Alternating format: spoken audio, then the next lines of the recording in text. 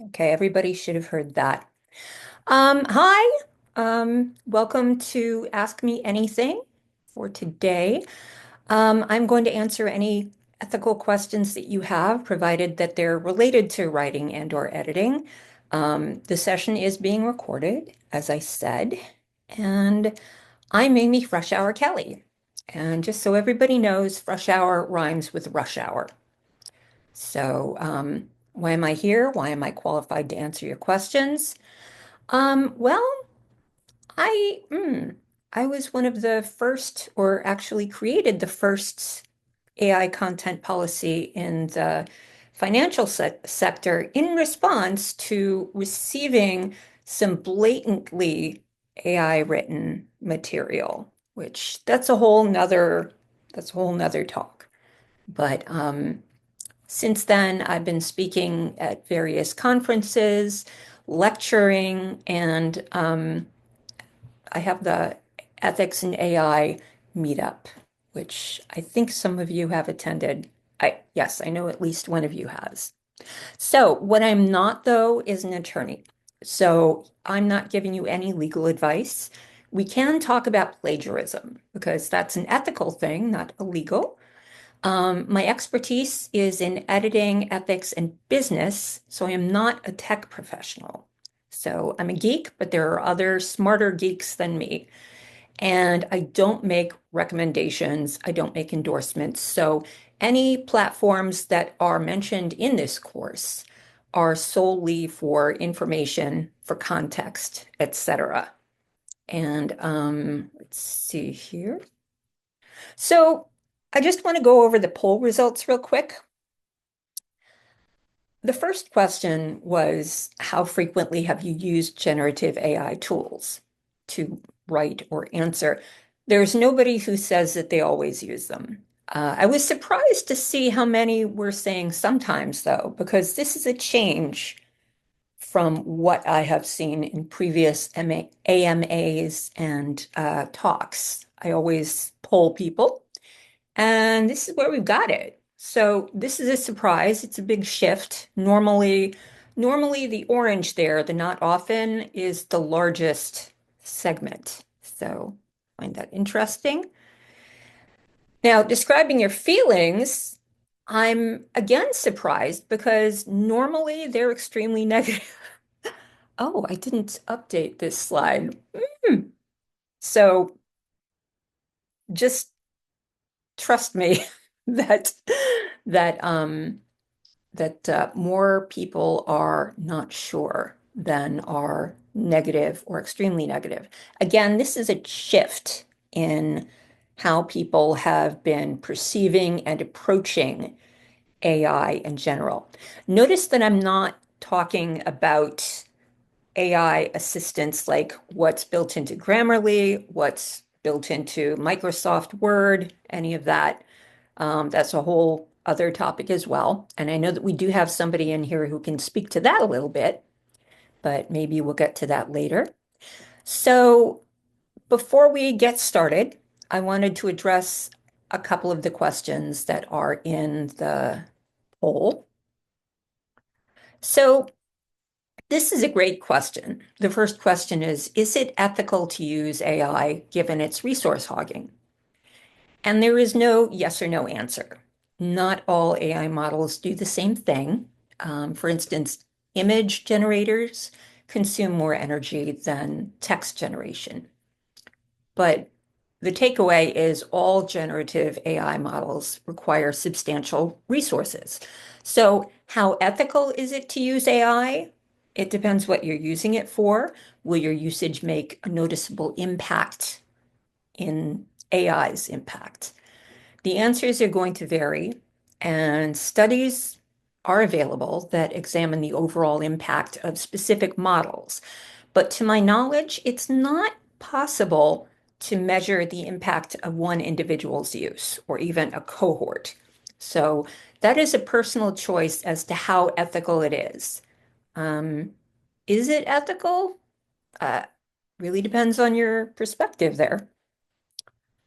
So the next question, how can editors coach writers on avoiding plagiarism and copyright violations while using generative AI? Excuse me.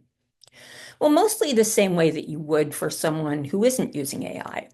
The risk always exists. And here's the thing about coaching, though, because this is specifically asking about coaching. Is it the editor's responsibility to educate the author? Everybody involved in the chain has a responsibility to understand how the most popular models work and how to use them ethically if you're going to be coaching anyone. So again, when we go back to whether it's the editor's responsibility to educate the author, who's responsible for educating the editor? Who's responsible for educating the next person in the chain? So are there significant risks of plagiarism and copyright violation? Probably not as much as you might expect. Um, that's not really how LLMs tend to work. They don't predict entire passages of material. There are exceptions, but for the most part, they they predict what's more likely to follow a particular word. Um, and there's an interesting question here about harvesting data. Um, would anybody like to chime in if anybody has a question regarding this? Because this is a question we could go either of two different ways. So if anybody's got something, or not, it's cool if you don't. So there's the security issue of sharing personal information or harvesting data by a large model such as ChatGPT. So that's a concern about exposing work. There's also the question of training LLMs as opposed to having some sort of privacy breach of personal information. There's the possibility of exposing an author's original work to joining the corpus of materials that LLMs are trained on. And they're both fundamental risks. I would say that training with original work is a greater problem. Um, with that said, publishers are taking action, creators are taking action. There are governmental agencies that are taking action on this. The provenance of data is a huge issue right now. And let's see, there's one more question that we got. How can I identify generative AI created content? Well, um, that's an interesting question as well, because eh, sometimes you can, sometimes you can't. I do have I do have a principle that I've created because there are AI detectors out there, and these carry their own risks. There are high false positives, there are uncertain false negatives, and there's the question of using an iffy tool because there are different tools out there that claim to have a 95% or 100% accuracy rate, and real world performance does not match that. So what's your comfort level with that? Is it is it cool? I would say it's better to normalize transparency and disclosure than to use a detector, but I've developed a principle as well, and that is something that I think is true for most editors. You just know. This is the Frushour principle, and I take all credit for it. If you want to use it, just say that it's mine. Um, yeah, in the same way that I figured out that the person who was violating our trust and turning in work that had been generated by ChatGPT almost 2 years ago, it was something where you just knew something was off. So there are things you can look for in a manual review. There's predictability. Um, a human being gets up, They walk around, they research, they look in the refrigerator and then close it back. We change our minds and our thought patterns in a way that these predictability machines don't. So these are certain things that you can be looking for if you want to be able to know whether or not there is AI generated content, but I mean, there's nothing that's perfect. Sometimes things go by, sometimes things get lost there. So, I would like to open it up for the Ask Me Anything. Let's talk. Let's uh, let's see. Hi, Molly. Hi, can you hear me now? Yes. Okay.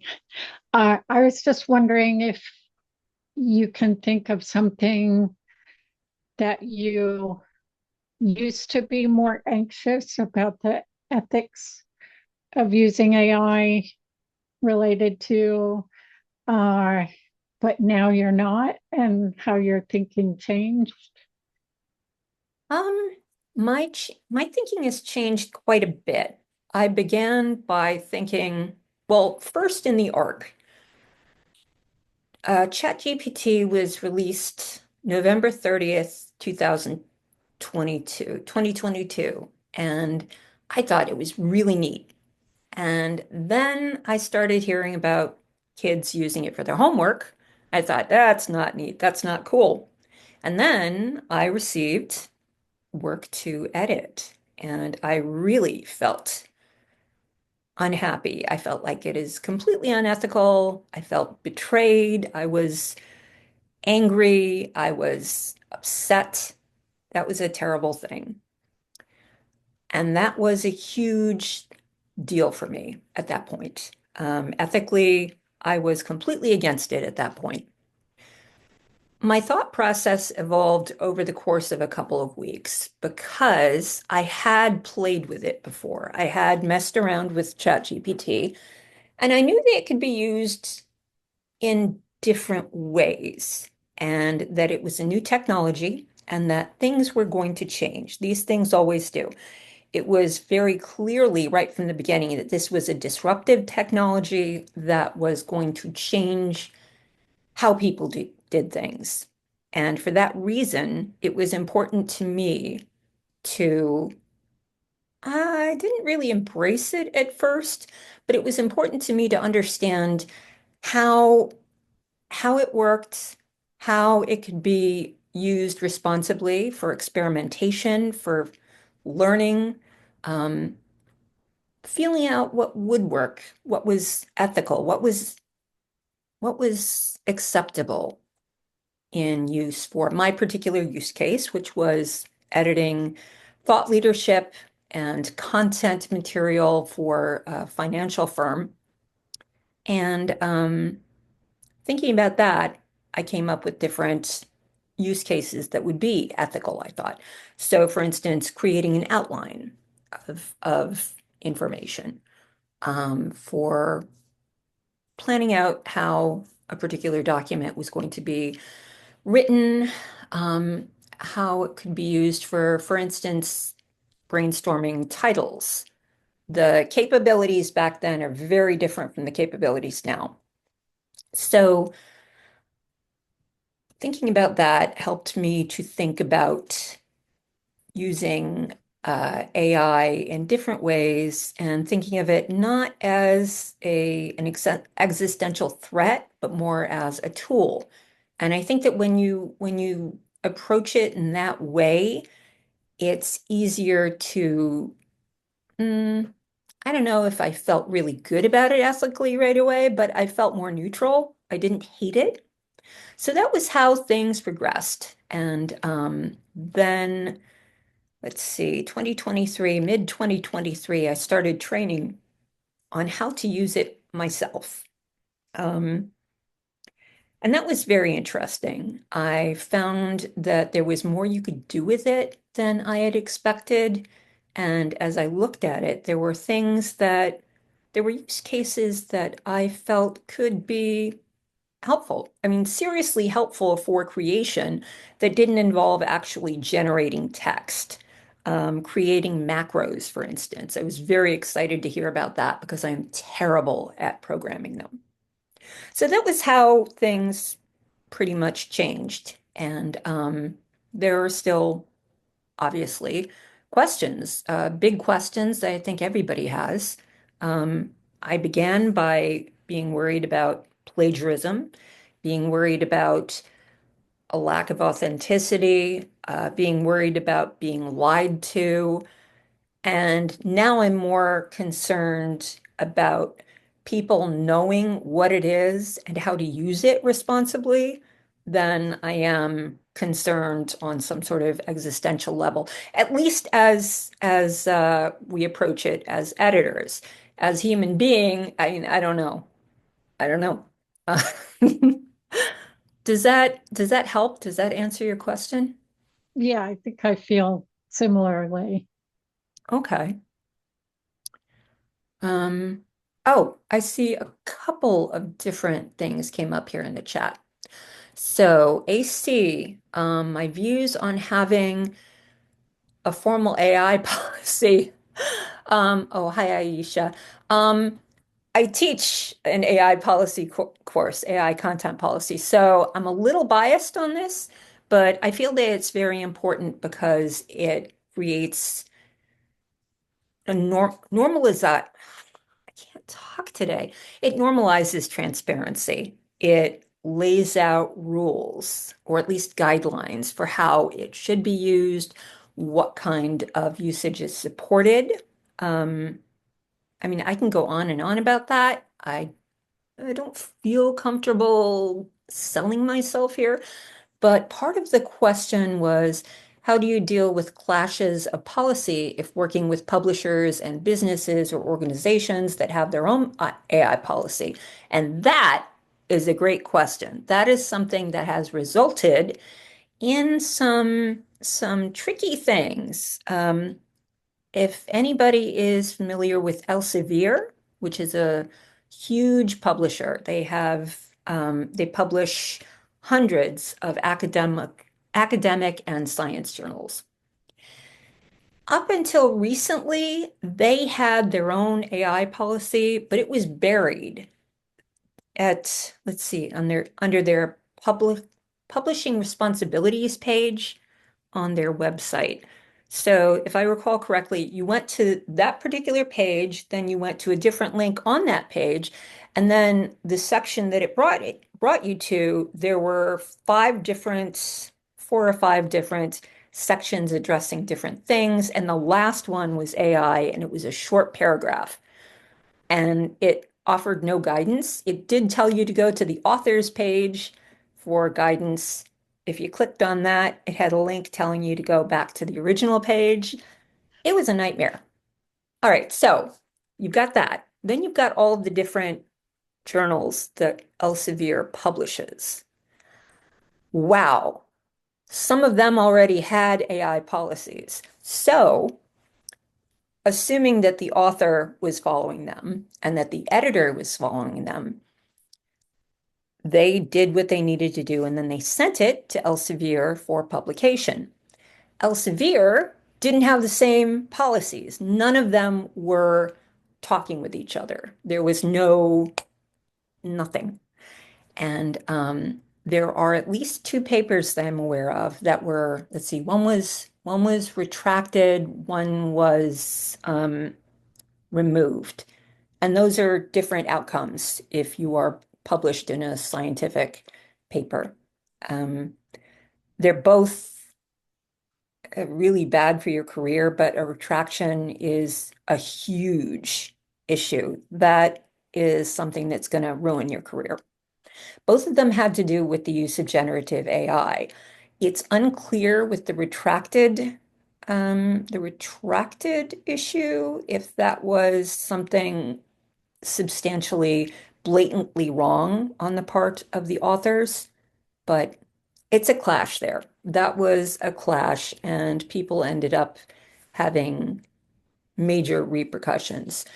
So yes, there are clashing policies, and it's necessary for organizations to disclose them, for publishers to disclose them, etc. Jeanette, now you mentioned government bodies overseeing AI. So, do I think that's their job? And what do I see them doing, saying, deciding? Well, that can be, gosh, that there's stuff all over the world that's happening. The EU's AI Act, which is a lot of letters, EU AI, that has been, let's see, that was formalized in the beginning of this year. It creates various agencies, and its greatest purpose is to, one, protect people's work, protect original work from being used. Um, and the other purpose, the more important purpose, is to assign risk levels to different AI models. And what that does then is there's more governance of usage in high risk areas. For instance, munitions manufacturers. Um, their data is very different and much more concerning for the EU. The UK is working on a policy. I believe that they passed it into law and then they walked it back. I can look that up. But they are taking a similar approach. Australia is. Biden on October 30th issued an an executive order regarding AI. And the biggest concern for the executive order was was deepfakes and disinformation, but it did cover a wide range of material. I downloaded it and it was, I think, 130 pages, hard to get through. It does create various agencies and departments within the federal government. Whether or not this is going to be walked back is anybody's guess because we have a different administration coming in. So does and insofar as what do I see them doing or saying? In the US, I don't know. Um, Certainly in Europe and Australia and the UK, I see what they're doing because they've published everything. So does that answer your question? I'm not sure.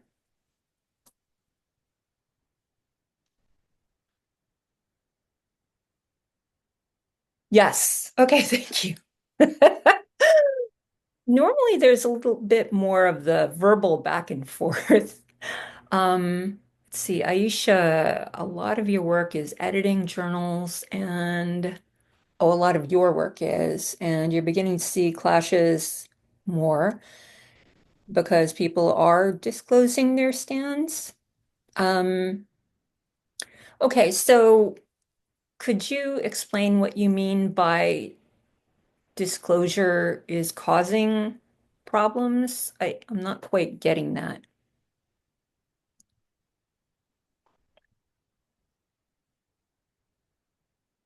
And hopefully this will be typed. This is interesting. This is the first time that I've done an AMA during the workday. And I think that that may be clashing with people's ability to interact verbally. So that's interesting. Typically, these have many more people and there's more verbal back and forth. So this is a little different, but I hope that you're getting something out of it. I don't see any elaboration here from Aisha regarding clashes a lot more, but maybe because, oh, here we go. Authors are using AI, editors are not, and the publisher has a yes or no policy. Okay, well, that's something that is coming up, not just in your particular industry, but in many, more of them with freelancers. The policy is no AI whatsoever. That is incredibly difficult to enforce. There is no definition of what AI is. And this is tricky because many different, well, as you know, um, many of the most popular and useful platforms are now incorporating AI at some level. So when there's a no policy, a blanket no policy, that's an issue because things are unclear. Does that mean that you're able to use spell check? That's a question that I've been asked, and my answer is probably. What is AI used? Are they using it in a generative way or not? That is a substantial difference. Um, so yeah, I do see some clashes, especially with freelancers who are working with authors or organizations that have a no AI whatsoever policy. That is a problem. Um, there needs to be more education. There needs to be more AI literacy and definition of what an AI model is and what it's okay being used for. Now, interestingly, the Poynter Institute had a summit over, I believe, in June, where they met with Reuters and with AP to create a set of guidelines for the use of AI in journalistic outlets, news outlets. What they came up with was an interesting blueprint. It had a lot of questions that people should ask themselves, which most of them have to do with the utility of using the tool and using it on a case-by-case basis. Whether that's going to work or not, I don't know. It's difficult to have a tool that you can only use if you ask permission on a case-by-case basis. But this is not a policy that is enforced or um, that is necessarily adopted. This is something where there are issues. And let's see here. Lost my train of thought. Oh, okay. So Poynter Institute has recommended guidelines. The ICMJE now has recommendations. They are for editors, and so that's very specific, thank goodness. But it's also a problem because it's not something that's going to be adopted by journals, and journals can say that they're in compliance with it, but there's no sort of oversight for that. Um, yeah, so I hope that that answers the question. Um, there are there are general efforts right now to do that. Um,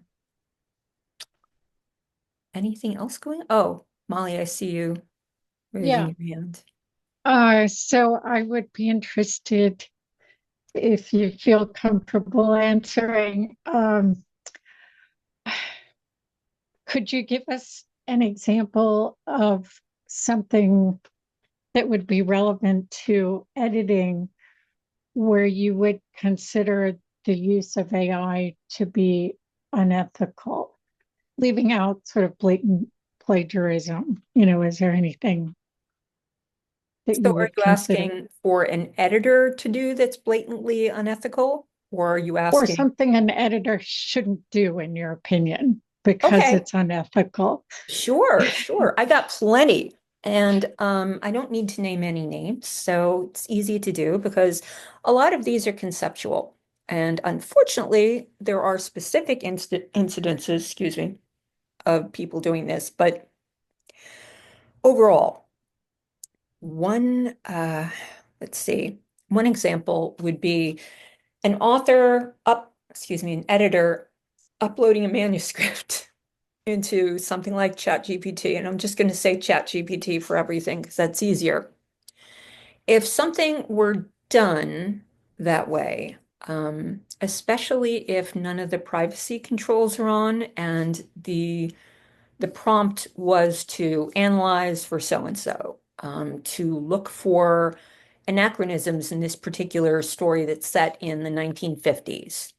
Um, that's not cool because you're uploading an entire manuscript without kind of without any kind of uh, without any kind of restraints or restrictions. And so that's an issue because you're exposing original material to being used by an LLM to train. The other thing is doing that without disclosing to the author. That is a huge breach of trust because the author needs to know if you're going to use such a new and disruptive tool. And so that's an example for you. There are other things that I think are pretty cool that editors can do, but all of them involve disclosure. Um, except for making macros, because that doesn't involve entering any original work into the LLM at all. So I think there's another thing here. Oh, hi, Aisha. So how do you advise editors navigate this as we deal with, I'm going to move this over here so I'm not staring over to the side. How do you advise editors navigate this as we deal with multiple parties? For example, if an author has used AI in their writing pre-submission, it comes to a freelance editor with the brief to follow external submission guidelines, and those guidelines say no AI. If the author doesn't want to disclose this formally or doesn't acknowledge that this may be an issue, how do editors deal with this? Let's see here. That's a lot going on there. Um, if the author doesn't want to disclose this, well, then we've got a big problem with the author, don't we? That is not ethical, that's for sure. How do I advise that editors navigate it? Well, all right. So dealing with multiple parties, again, this is all about disclosure. I have a slide here somewhere, and I'm not sure where, that discusses the various chains of transparency. And lack of disclosure by an author is a huge no-no. It's not necessarily something uh, that you can do something about if you don't know about it. But advising editors, um, I would advise you to normalize disclosure, as in when you speak to an author, say, hey, these are the tools that I use and in what ways, assuming that you do. So let's say that you use ChatGPT to do uh, a first pass um, for a particular type of grammar check, because you're using, let's say you're using a style book that's similar to CMOS, but it isn't CMOS. So if you can get that information somehow into your prompts and run that pass through, and you take specific precautions. This is all you as the editor. You could say to the author, this is what I use it for, and this is how I do, this is why. Is it okay if I do that? And what do you do with AI? Just assume that they're using it and say, okay, what are you doing with it? So that I know and I can work with that. So uh that's a good way to do it. The brief to follow external submission guidelines, and those guidelines say no AI. Um, in terms of the journal that you're working with, again, get some sort of definition that's broader than no AI, not broader, more specific. Because otherwise, what are you going to do? There's nothing you can do. Um, you would have to say, you would just have to say, okay, I have to do everything with pen and paper because AI is in everything. Or does AI mean any kind of predictive text? What are we doing here? So, yeah, that's what I would advise. Looks like there's another one. Oh, okay. Let's see. Jeanette says, what are your thoughts on citing the use of AI in a bibliography or acknowledgments? Jeanette, you are in luck because let's see, CMOS and CMOS, APA, and AP. I'm going to have to give you links to these. All of them have issued guidance. All of them have. So that is super helpful. They have, if you have a subscription to CMOS and you would like the citation guidance and bibliography guidance, that is, I believe it's 14.112. In fact, for anybody who does have a subscription to Chicago Manual of Style, I am just going to copy paste this in so that you can look at that. And then if you don't have a subscription to it, then I don't. Yeah, it looks like the link tells you to log into your account to use it. So anyway, if you have an account, you can look at it. If not, it's easy. We all know how easy it is to find guidance there. But yeah, this already exists and it's awesome because this is all very recent. And I believe that the guidance for citations for, let's see, yeah, that actually came out with the original uh, 18 edition. So that's pretty cool. Now, as for um, citing use, that's also really important with medical journals, again, because there are issues like if anybody is familiar with the rat. I'm hoping that everybody is. If not, then um, I can show you, but it's let's see. Anybody want to see it? Sure. Okay. All right. I'm just going to do this and hopefully everyone is cool with this. Where is Yes, please. All right, let's see here. The rats have so many things here. So let's somebody, oh yeah, yeah, Aisha, the rat is famous, very famous, infamous. Let's see here. I'm going to have to look around here for the rat, but it's worth looking for. Um, if there are other questions, please pop them into the chat, or say so. Let me see here. I may have it on another slide. Um, yes, I do. I do. So I'm going to find it and share it with you. And let's see what else is coming in here. Close this one, open this one. And has anybody here taken my content policy class? Because if so, then you should have a slide with it on it. At least from lesson 2, you should, I believe. Sorry, this is a little weird here by going through it like that. Well, are there other questions I could be asking as I go searching around for a rat? Is there anything else in here?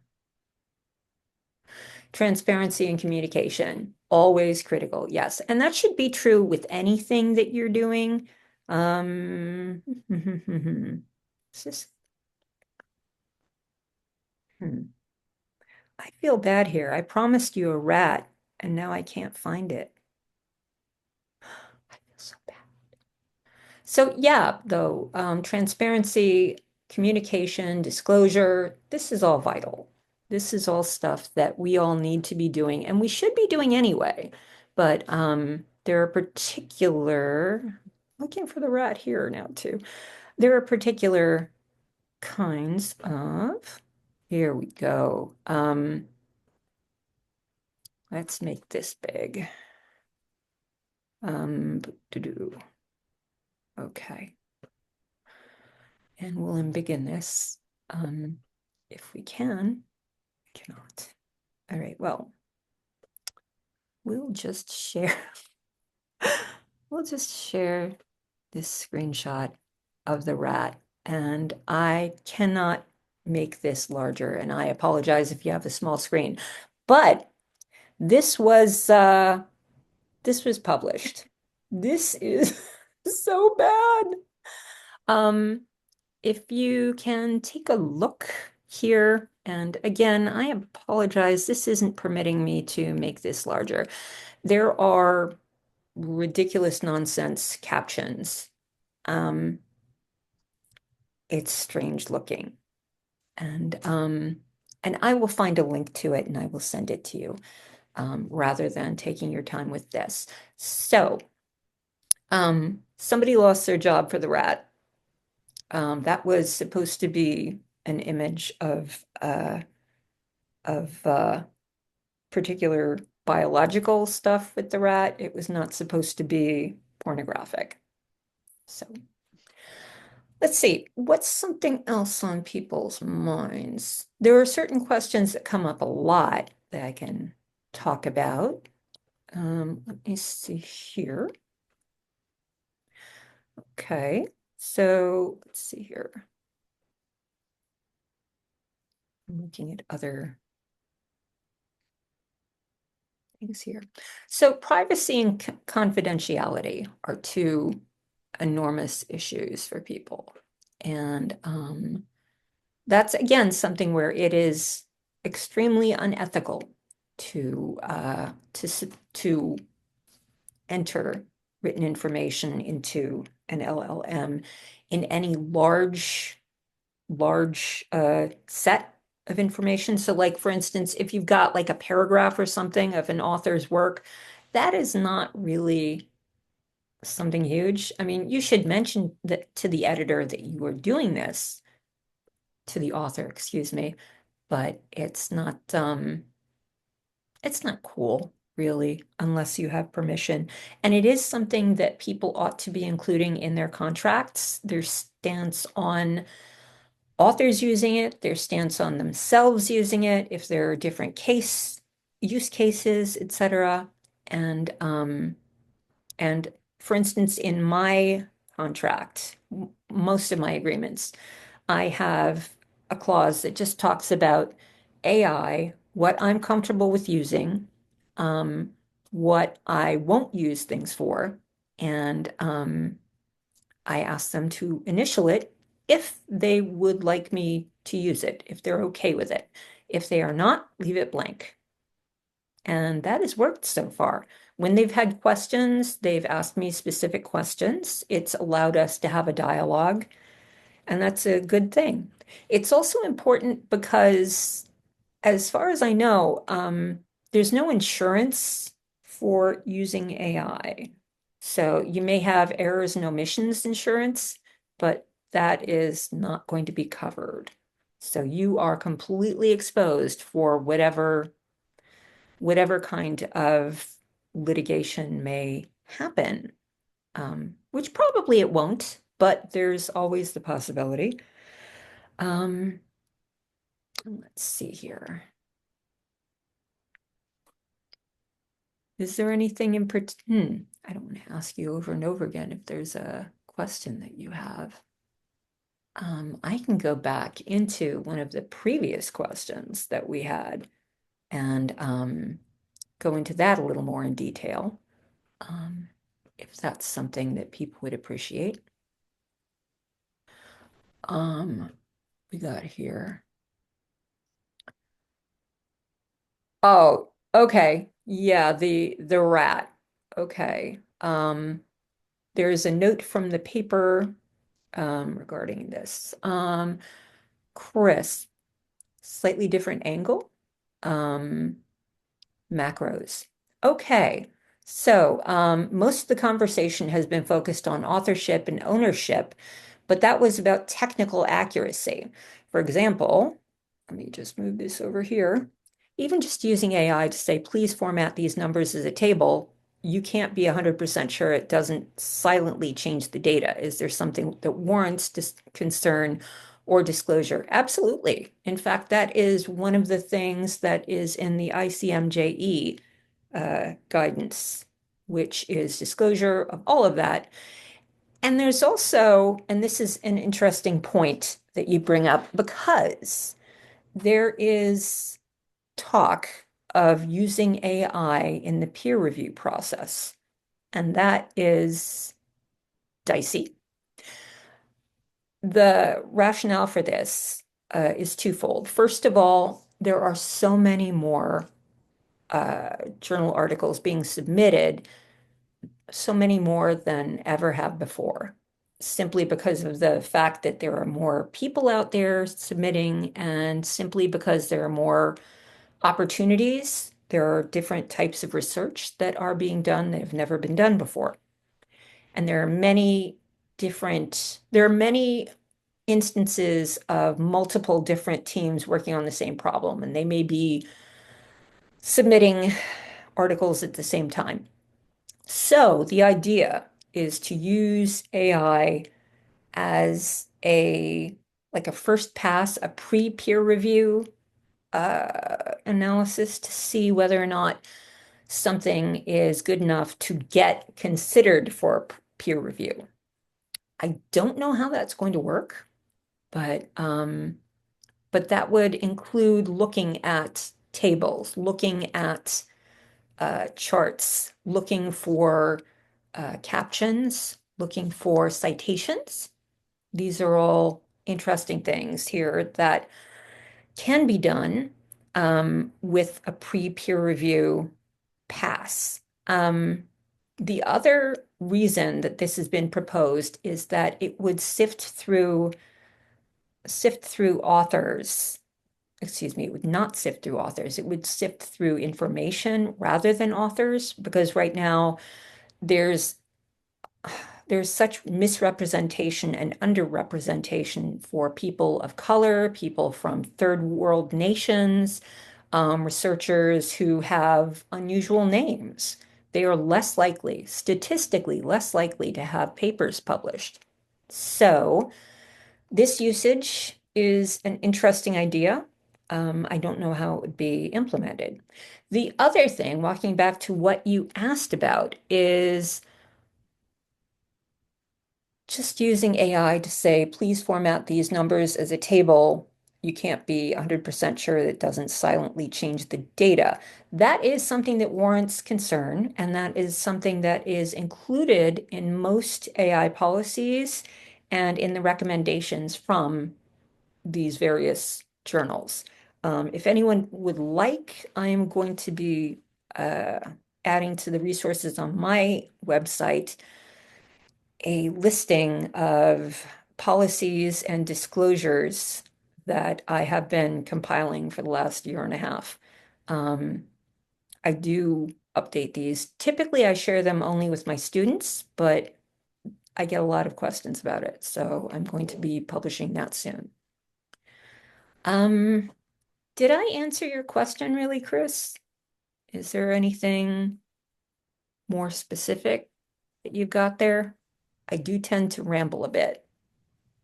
Yeah, I think you answered it. I was just yeah, because I was thinking, I guess I'm repeating myself here, but I was thinking you know, uh it's pretty straightforward to say, well, I somebody wrote something with AI. I didn't, whether I wrote this myself or I used, Chat GPT to either generate ideas or just generate the entire text of the paper or whatever it is, right? But I think there's Right. this other use that feels a little bit more harmless. I hear people talk about all the time where it's like it's a tool.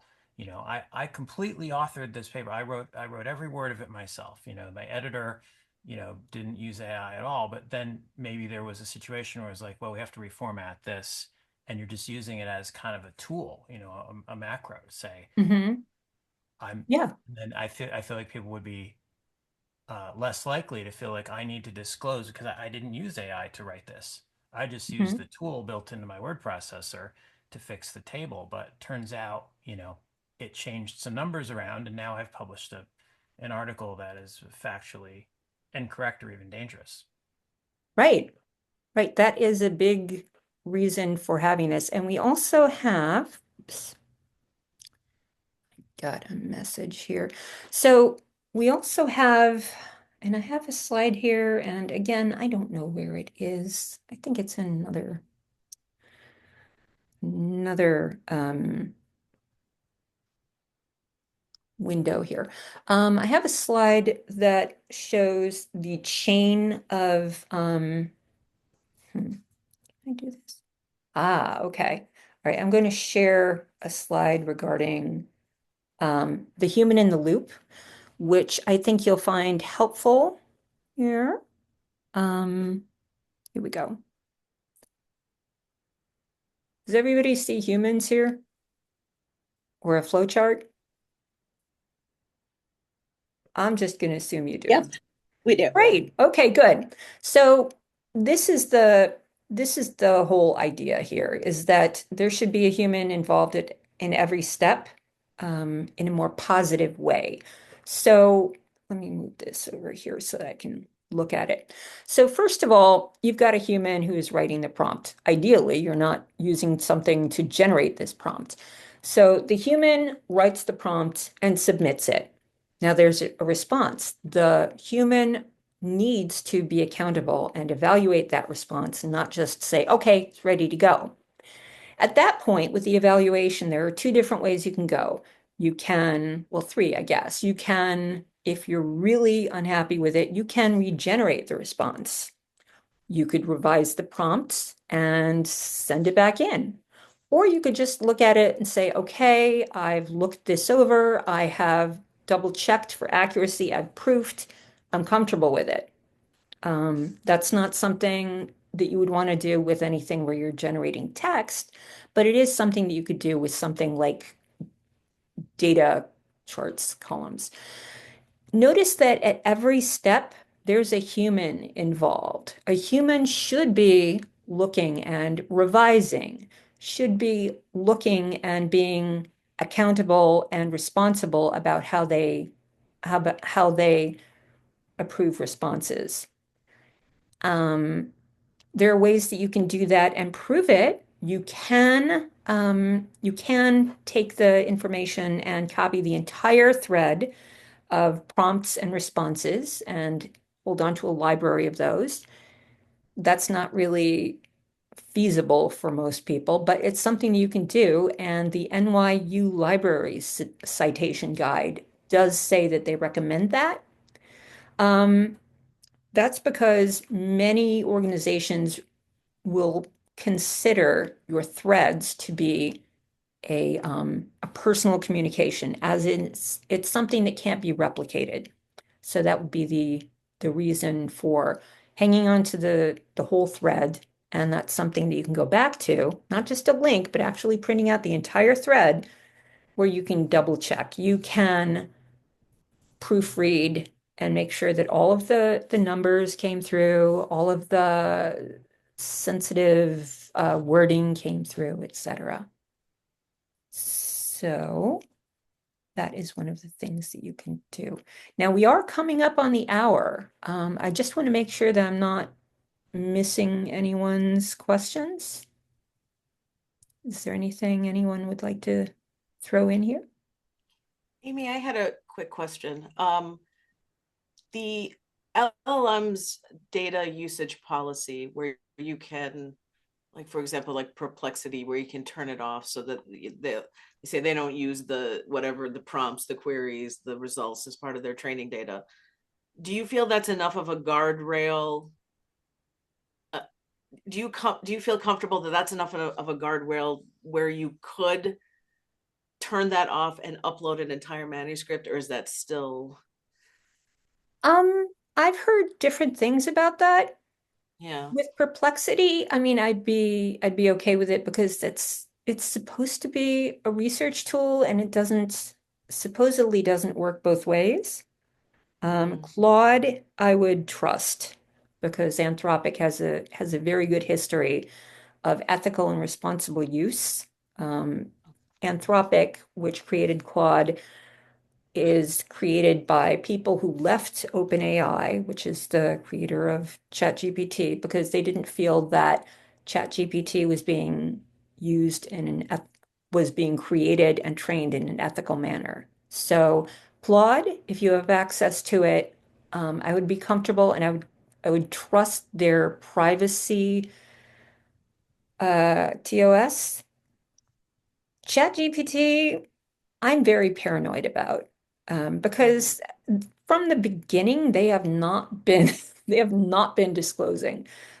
Still, nobody has access to the actual provenance of the data, and I don't care for that. I don't trust them to the extent that there's the non-paranoid, there's the paranoid, and then there's the Amy way. So, for instance, the way that I've configured everything is that I don't use my personal email for any of this. I have an email address that's specifically only for accounts for generative AI tools. Um, I have a card that I only use for these because I'm terrified of breaches and I'm terrified of having something connected to me used. Mhm. ChatGPT has been breached already. There was one in March 2023. I know that there are others, but I don't have specific data on those. So I'm sorry, the answer to your question is it depends on the tool, but I don't know how much I would upload. I don't know. Mhm. Okay, thank you. Again, I tend to be paranoid about these things. Yeah, me too. That's why I was asking. Yeah. Yeah, I'm not comfortable with that. But some people are. And yeah, so we're a little over the hour. Um, Feel free to throw things out if you want to talk. I've got a few minutes. If not, we can wrap up. And people are welcome to contact me directly for you're welcome, Jeanette. It's a pleasure kind of meeting you in person. Well, virtually. Um, I'm being distracted by the chat.